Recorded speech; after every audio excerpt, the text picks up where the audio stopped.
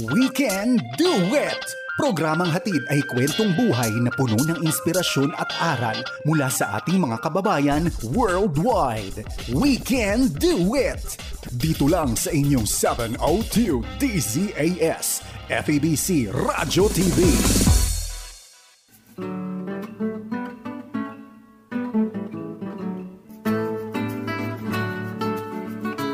Magandang araw po sa inyong lahat, mga kaibigan. Ito naman po ang ating palatuntunang We Can Do It! Yan, kami po ang inyong mga kasama, Jonathan Mortiz. At Ate Maru Cepeda Javier. Kamusta ka na, Ate Maru? Ay, nako, ito, ate pa rin. Ating ate, pero tingnan niyo ho siya. Mukhang ako ang naging kuya. Ng buhok. Kaya talaga pan-radyo lang ako eh. Parang, tingnan nyo, parang ano siya, younger sister ko. Diba? May kulay din ang buhok mo. May kulay. Oh, by the way, welcome natin yung kasama natin, si Oli Mendoza. Oh yes, ang ating guest last week. Siya po ay isang ER patient care technician ng Valley Hospital sa New Jersey. Oli, bumati ka rin. Yeah. Magandang umaga po muli sa inyo lahat. Mapagpalang umaga po sa lahat ng nakikinig sa 702. Yan. Okay. Tapos, meron ka ring celebrant ngayon, hindi ba? Meron ka ring graduate. Yes. Yeah. Oo nga eh. Yes. Today is the graduation of my youngest daughter, yung inanak po ni Pastor Jonathan. Yung si Kimberly Faith Mendoza po. She's graduating sa Master in Divinity sa Austin, Texas. Congratulations. Yeah. Pastora? Interview din yan. I know. Yes. Nagtatagalog ba si Kim? Ay, hindi pastor eh. Pero I'm sure na makakaitin na konti. Ng Tagalog. Ngayon, mag-i-English tayo. Oo. Hindi problema yan. Yeah. Well, yeah. We are so glad that you're back. Alam mo, for the first time, tatlo tayo mag-uusap. Tayo ang hosts. Magkikwentuhan tayo ng tatlo. Magkikwentuhan tayo. And God has been so good, Tan, sa iyo. God has been so good to us also. Kami ni Kuya Art mo. And of course, si Oli has so many things to share with us. At the time that time na we parted ways for a while, at pinagtagpo ulit tayo na yes. Alam mo, ang kaibigan kasi, kahit hindi mo na nakikita, kasi, nasa New Jersey na sila. Nag-move sila ngayon ng Salinas, tapos ng Las Vegas. Kaibigan mo pa rin. I know.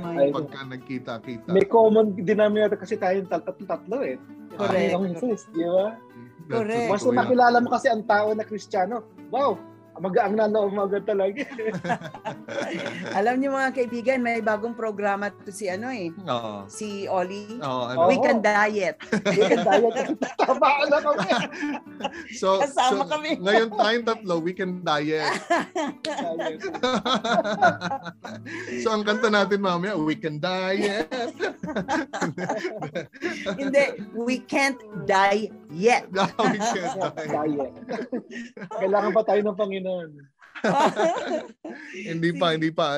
Pagka kinuha na tayo ng Lord, graduation na yon. Graduation. Si Vanjit nag-e-enjoy na sa graduation celebration niya sa langit. Yeah. Pain-free na siya. Pain-free. Yeah, that's right. Ito po ating programang We Can Do It ay napapakinggan sa FEBC Radio TV sa Facebook at sa YouTube channel ng 702 DZAS FEBC Radio TV. At gayon din sa Channel 185 sa GCTV tuwing Sabado ng umaga alas 6:30. Well, ito nga po ay special programming ho namin ito. So hindi ho tayo mag-share ng mga ministry sa FEBC, pero I'll take this opportunity na i-share ho sa inyo yung pagbiyahe po ng inyong lingkod sa Israel. Sa Israel. Wow. Kaya kasama natin si Oli rito na mag-i-interview sa atin. Maganda. Alam mo, nung nung hindi pa ako nakapunta sa Israel, no, I had the privilege of going noong 2006. Right. Sabi ko, Lord, sana you'll give me a chance to visit your country, your place. Anong year ito? Anong year? 2006. 2006. Okay. Sabi ko, pag nakapunta ako, pwede mo na akong kunin kaagad. Huwag naman.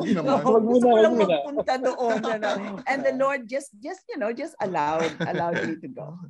Thank God. Well, ito po mga kaibigan, Ate Maru, Oli, I just like to highlight this. Ito yung pinaka-highlight sa akin. Yung verse na John 3:16 ay iba na ang meaning talaga sa akin ito noong nakabisita tayo sa Israel. For God so loved the world that He gave His begotten Son, that whoever believes in Him will not perish but have eternal life. Timaru, you've been there. Oli, nakapunta ka na? Nakabisita ka na? I would love to go, Kuya Jonathan. Sige, ako na mismo mag-endorse talaga. Kung if you have opportunity to do that, please do. Kasi mag-iiba talaga yung perspective. Every 2 years ang church namin, ito yung sinamahan ko. Bumiyahe kami nung March 26, tapos natapos ng April 7. So anyway, yung love ng Diyos naging ibang pagkaintindi ko ngayon nung nakabisita tayo dahil sa ginawa nga ng Panginoon. Ito po sa Mount Arbel, overlooking sa Galilee. Yan. Sea of Galilee. Sea of Galilee. Yes. Wow. So, ito yung pang-ilang araw ba namin dito. I think this is our first day na nag-ikot kami. It's just yung impact na ang liit Ang liit ng Sea of Galilee, pero ito yung where the ministry of Jesus Christ started. Maliit. Okay? Ang Panginoon, ibang klase. Laging sa maliit, laging sa mahirap, laging sa, mga marginalized. Pero yung work niya, after that, biglang laki. That's true. Overlooking niya, kitang-kita mo kung saan yung Capernaum, saan yung Magdala, saan yung, yung area yan. And yung sa akin, yung going back to John 3:16, sabi ko, Lord, minahal mo kami ng ganito, gano'n, na, tapos alam niya kung ano yung mangyayari sa kanya, di ba? Mamamatay siya sa krus ng Kalbaryo. Pero pinuntahan niya tayo. Binisita niya tayo. Nagkatawan tao siya. Yes. Ayan, tuloy, naiiyak na tuloy ako. Alam mo, Kuya Jonathan, gusto ko lang mag-add sa sinabi mo. No? We also had the chance to have our sunrise service sa Sea of Galilee. Right. Sumakay kami sa isang boat. And then, ang ganda during the sunrise, and they were just praising God. And oh boy, it's beautiful. Yeah. Well, Oli, what were you saying? I'm sorry. So, yes, yung kasing nabanggit mo, Kuya Jonathan, talagang isabi ng mga nagsasabi sa mga usap ko na nakapunta na sa Israel, talagang magta-transform daw talaga ang buhay mo kapag nagpunta ka ng promised land talaga. Very true. Kasi makikita mo na yung pananampalataya natin ay base sa sa truth, sa fact. Sa truth talaga. Sa history.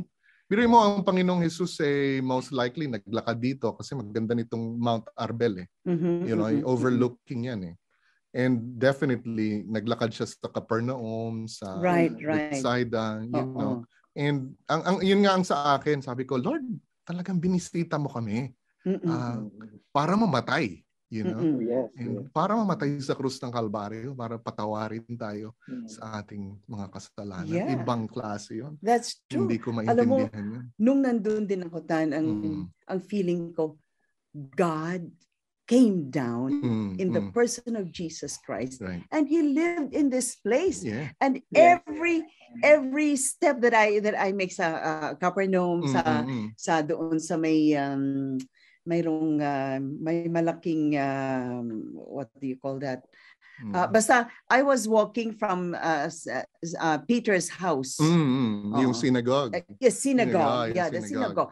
I was walking towards the synagogue.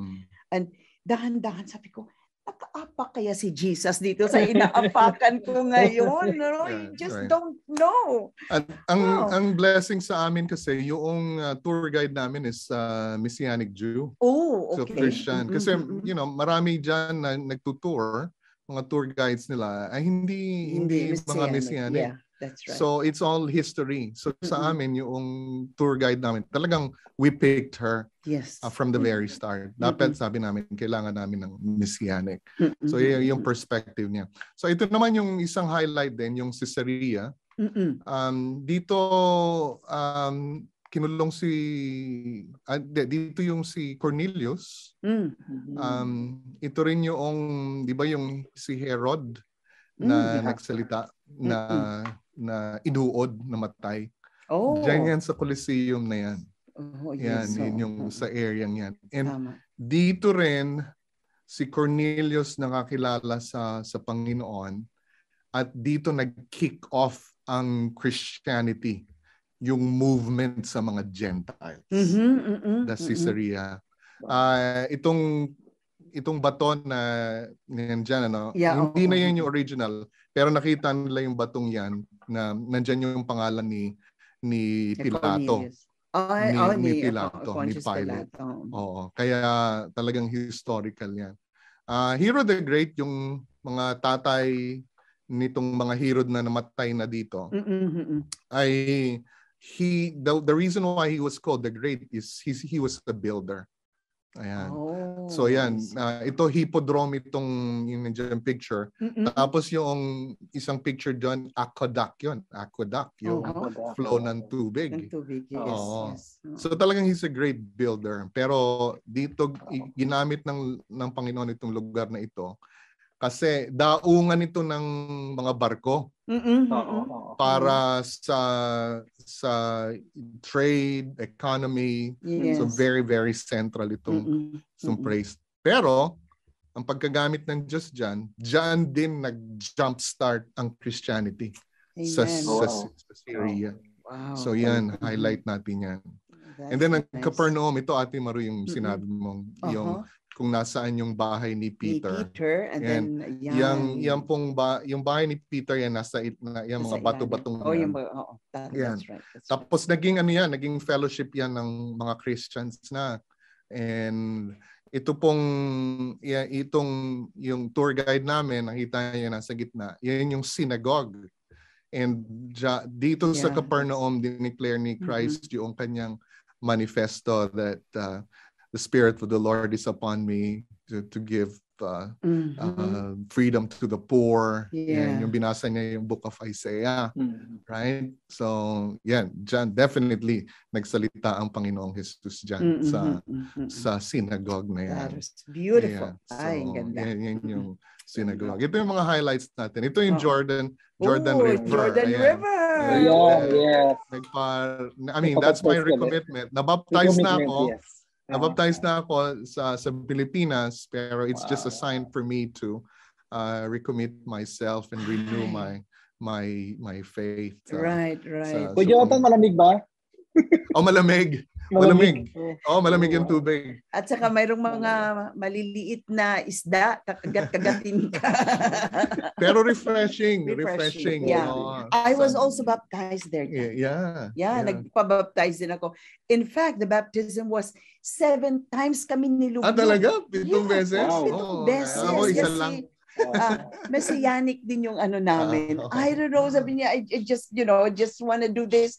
Alam ko may meaning, no? Siguro nakalimutan ko explanation niya. But 7 times ka talaga ilublob ganon. Siguro, purification talaga nila noon. You know, kasi they're into purification, yung water cleansing. Yeah. So, wow, thank you, Lord. And the Dead Sea. Ito naman yung highlight sa Dead Sea. Ito, naglalakad lang ako nito, umaga. I just took a picture. Very, very still shots. Yan. Calm yung dagat. Ang Dead Sea is 800 meters below sea level. Kaya talagang yung lahat ng salt nandyan. Very salty siya. You will literally float. You could float. If you go into the water, You float. Pagka humiga ka na, kasi dapat hindi mo mababasa yung mata mo. Kasi yung salty. Mahirap. Talaga masasaktan ka. So float ka lang, patalikod. Ang hirap mo naman bumangon. Hirap bumangon kasi nakaano ka na. Hirap talaga But anyway, my highlight here is this chairs. Nung nakita ko to, sabi ko, oh Lord, is this an invitation for me to join you in the fellowship? So yun yung ano ko dyan. So I said, yes, Lord, I'm joining you in the fellowship. So Did you put some mud also on your body? Ay, hindi na. Kami we put mud in our body. Ang ganda-ganda. Kasi once you rinse it, very silky. Very silky ang hindi skin. kasi ko pantubig eh. So, ano lang ako doon, shot and then alis na. Ganon. I see. Okay. Yeah. And finally, is definitely yung the garden tomb. The garden tomb. Yeah. And ito yung sinasabi lang, yung picture na sa bato, no? Nakita nyo parang mukha or skull. Yes. Mukhang skull. So yan yun. So anyway, that's the highlight of our trip. The empty tomb. Yes. Nabuhay uling magmuli ang ating Panginoon. And yun yung that's the place. Area. That's the area nilagay ang body ni Jesus. So yun nga po, God so loved the world that He gave His Son, that whoever believes in Him will not perish but have eternal life. Yan. So mga kapatid, yan po ang aking pong testimony sa inyo. Yun yung pagkakataka ko talaga. Bakit? Lord, thank you for coming into this world. Yes. To die for me, to die for the sins of this world. Yeah. We can do it because He did it. Yes. Amen. Amen. So, puntahin natin ito. You can do it. We can do it. Really, we can do it too. You can do it. We can do it. Really, we can do it too. All yes, right. Lord. Yes, Amen. Lord. Oh, thank you. We are victorious. Amen. We can do so many things for Him. Well, let's get back into the life of our special guest last week. And he has so many things to share with us. Kaya pinabalik namin itong aming kaibigan. At let's welcome back again si Oliver Mendoza. Salamat po. Kamusta po kayo dyan? Joining us, ha? At yes. Mag-share ulit sa atin. Ito naman yung second marriage mo. Right. Because Angie died. And then you have second marriage. But tell us before kayo nag-asawa nitong iyong bagong wife ngayon na ang pangalan ay si Jane. Yeah. So I just wanna go back muna nung namatay na si Banji. Kasi talagang nung namatay siya, talagang nahirapan ako mag-cope up din dahil hindi ganun pa ng kadali ang mawala ng asawa. Dahil, kasi Atimalot, Kuya Jonathan, siya ang nag-aasikaso ng mga financial, lahat, mabait. So talagang hindi ko alam gagawin ko. Tapos, at that time, pinag-aaral pa kami, 2 bata. So we don't really know what's gonna happen. But then, after she died, so sabi ko, nakita ko pala merong plano ang Diyos din. Hindi dahil sa namatay na lang si Banji ng ganoon. Although mahirap yung pagkamatay niya, talagang masakit yung cancer kasi nga kasi nga po siya dating may cancer, nag-remission and then bumalik ulit and then and that was it talaga para sa kanya. Anyway, yung pong pagkamatay niya ito lang sa blessing dahil paano po ay yung amin pong insurance money ay nagamit po namin sa mga bata. Yun naman po ang bilin talaga ni Banji na pag-aralan na sana mapag-aral ng mga bata, sabi ko.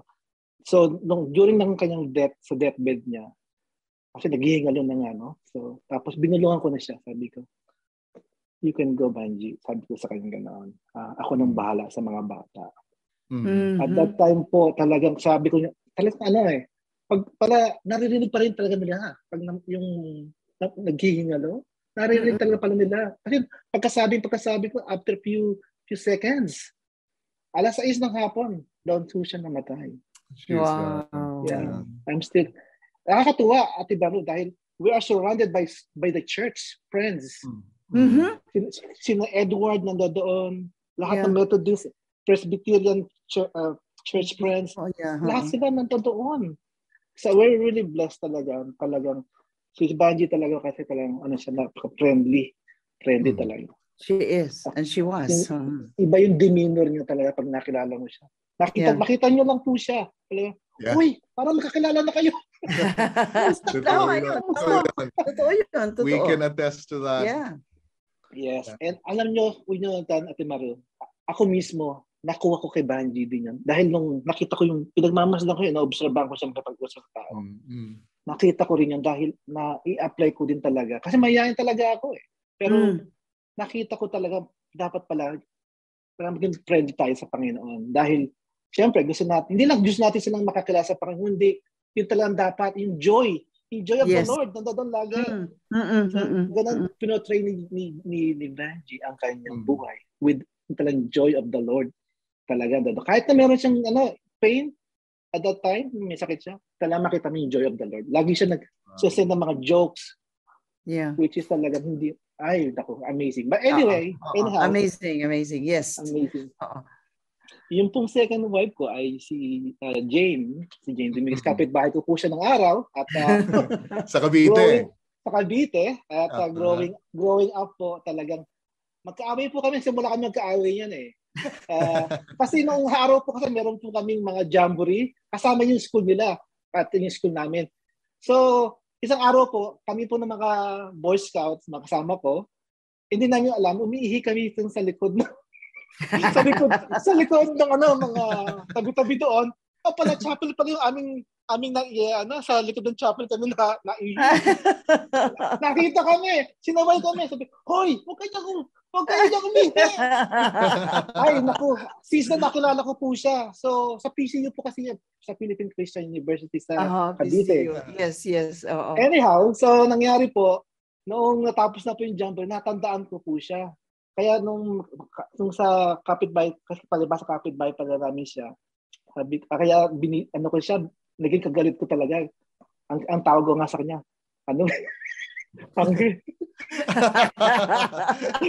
Anyway, grabe. Anyhow, hindi ko alam. Hindi mo alam, naging pangga mo pala siya ngayon. Pangga pala siya. Anyway, nung nag-high school na po kami, pagpasok ko, doon pala siya talaga nag-aaral sa PCU. So, anong ginagawa nito dito? Sa PCU rin pala papasok. Pero alam niyo talagang God is good talaga. Bakit doon ako pinasok ng nanay ko? At doon ako nakakilala sa Panginoon talaga. Anyhow, talagang nung nililigawan ko, kasi later on na niya ako eh. Parang nahulog yung mata ko sa kanya eh. Talagang sabi ko. Nagkaroon ko ng feeling, tanging niligawan ko. Hindi ko alam pala, Kristiyano siya.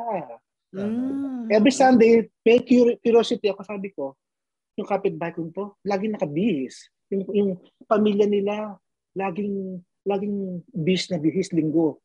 Ano kaya meron sila? So, talagang curious ako talaga sa buhay nila. Come to find out, Kristiyano po itong mga ito.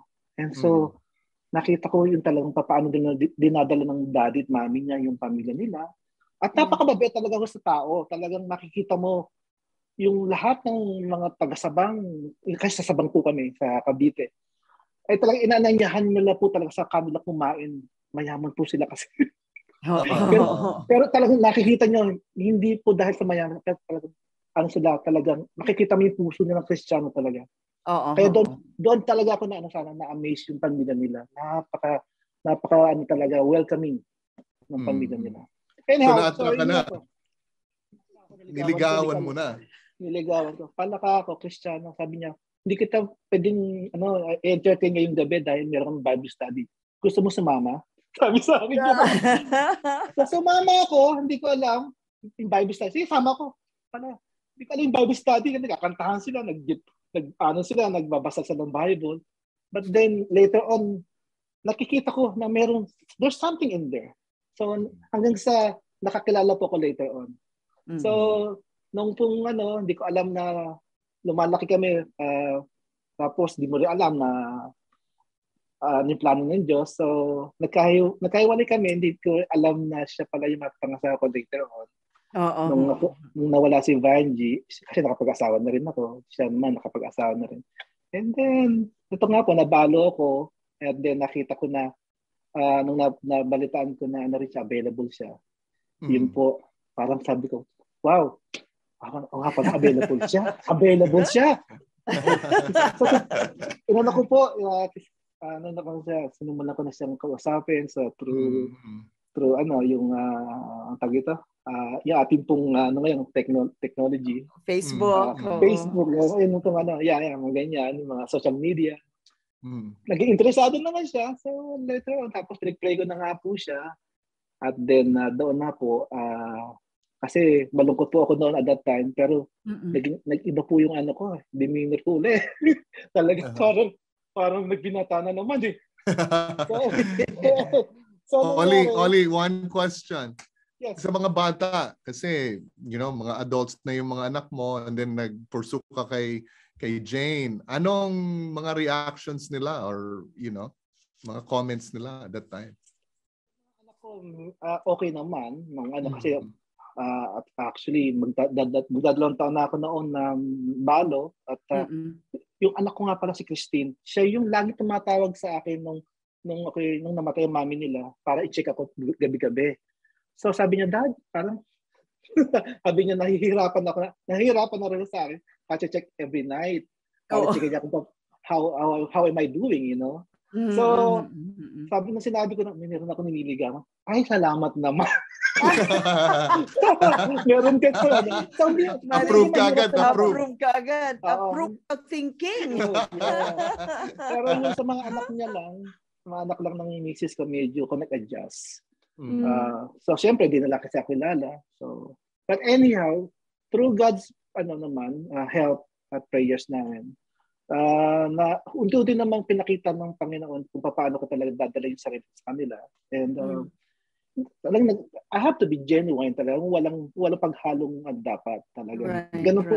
Kasi magiging blended family kami. So I really have to show them how genuine yung love ko sa mami nila. Yun nakikita ng mga bata eh. Yes. Yun ang gusto nilang makita. Kasi syempre ayaw na nilang syempre pag yung mag-aasawa mami nila na gusto nila na yung lalaking to ay talagang hindi siya sasaktan, hindi siya iiyakin. So yun naman. And then you also, trust is earned. Yeah. Diba? Trust is earned. And I believe you're still in that process as well. Yes. Oli, we have we have a few minutes left. Bilang isang frontliner, can you share one unforgettable experience being a frontliner? Yes, being a frontliner po hindi po madali kasi talagang nakamask ka, nagka-COVID na kami. But I just want to share one story bago po magsimula ang COVID. Talagang lagi po ako nakamask kasi nasa ER po ako. So nung dumating na yung COVID, bago dumating yung COVID, yung mga kasama ko, niloloko ko lagi. Sabi niya, why are you always wearing your mask? Sabi niya sa akin, sabi ko, well, you just never know what you're gonna get in the ER. Sabi ko gano'n naman. So, sure enough, dumating nga po ang COVID. And nung nagka-COVID na, sabi nila, well, Oliver, sabi niya, you've been a role model to us. And so, nung nagkaroon na nga po ng COVID, syempre, mahirap po sa mga pasyente, mahirap sa amin, mag-a-adjust talaga kami, naka-mask kami, sila na umuubos sa harapan namin. But anyhow, sabi nga po ng programa, we can do it. So, sa aking isipan po, I know I can do this through the strength of Christ. Amen. Yes. Yes. So, yun po, natutuwa po ako doon dahil talagang binigyan ako ng strength ng Lord habang nagtitreat ako ng mga COVID patient. At gusto ko lang pong sabihin talagang, during ng COVID, talagang nakita ko po yung purpose ko sa buhay. Na ako pala talaga inilagyan ng Panginoon sa COVID, sa patients, lalo na dahil nagbibigay po tayo ng encouragement. Yes. Kasi sila po, wala sila makausap, mga pasyente. That's true. But kami po ang naging tulay nila para makausap-usap o meron silang makausap. Nagbibigay kami ng prayer, nagbibigay kami ng encouragement. Natutuwa ako sa platform na binigay ng Panginoon din. Amen. Amen. Oli, you know what? I'm sure you have so many things to share itong Oli, yung COVID experiences mo. Alam mo, in the near future, uulitin natin yan. And it's worth really sharing to the listeners. So, wala tayong oras, you know?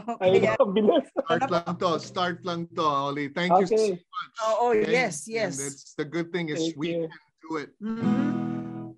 We can do it. Yes, we can do it.